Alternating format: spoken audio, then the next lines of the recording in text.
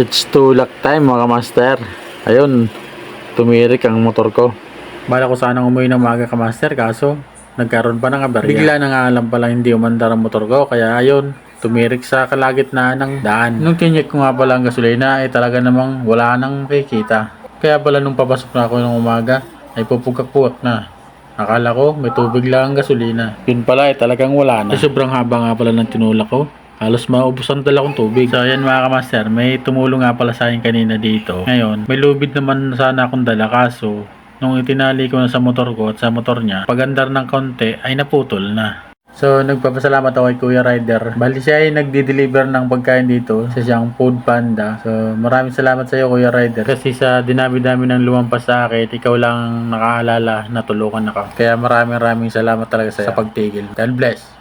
So yun, ngayon nga itinutulak ko na uli ang motor papunta na sa labasan. Ayan, kung makikita nyo mga master, tulak-tulak ko yan. Bali, kukunti naman ang nadaan ngayon kasi pas 7 na. So mga empleyado ay nakalabas na ng gate. So magiging leksyon to sa akin mga master. Bago ako papasok sa trabaho ay kailangan magpagasolina muna para iwas sa bala na rin, kagaya ng ginagawa ko ngayon. Tulak malalapar. So, ayan mga master, dyan sa bandang unahan yan. Malapit na tayo sa gate. Kunting taste pa at makakalabas na rin tayo. Bigla tuloy ako nakapag-exercise sa ginagawa kong ito mga master. Mabuti na lang kamo mga master, hindi umulan.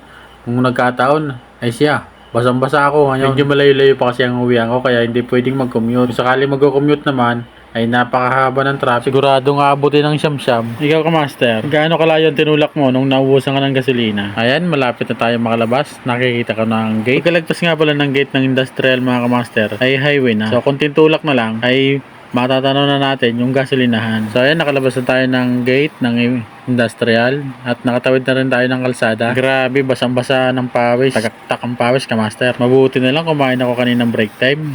Kaya yun, nagamit ko sa pagtutulak. Alright, kamaster, hindi na tayo magpapatumpik-tumpik pa. Gagasolinahan na natin yan. Bali nung nakaraan nga pala kamaster, ang gasolina ko talaga dyan, ayan leaded. Ngayon, lagi naman nagkakaproblema. Laging namumugak. Kaya ngayon, nung naubos ang gasolina, pula na yung papalit ko, premium. Kung magtataka kayo mga kamaster, kung bakit naubusan pa ako ng gasolina. Kaya hindi ko pinupuno yung kamaster. Kasi nakakatamad. Biruin mo, 12 liter. Sa panahon ngayon, napakamahal na ng gasolina. Naabuti ng may 1,000 yan. Kaya ang ginagawa ko lang dyan kamaster, paisa 100 lang gasolina ko araw-araw. Kaso nga, sa pagmamadali ko kanina, ay nakalimutan ko magpagasolina. Kaya yun, naubusan. So ayun mga kamaster, natapos na ang pagkakarga.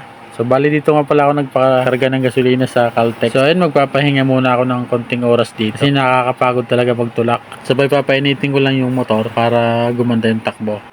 Okay, start na natin.